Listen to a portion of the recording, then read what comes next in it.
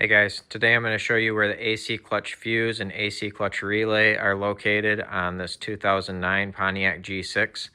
If this video is helpful, can you smash that thumbs up button and leave a comment down below for the algorithm? Really helps out a lot. First thing we need to do is pop our hood. Then we're going to remove the battery cover here. Just this two clips here. Then we've got our fuse box. Pinch these two tabs and lift.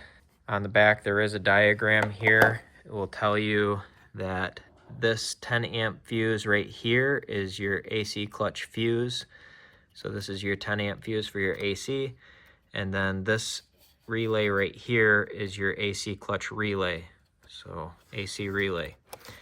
So you can test your AC clutch by pulling out this relay and then get yourself a paper clip like this. And then you're going to jump these two pins right here and you'll hear the clutch click. So you can hear the clutch down there clicking. So we know that our AC clutch is working here. Electrically, it's fine. I will have fuses linked down in the description that you can get online if you'd like to.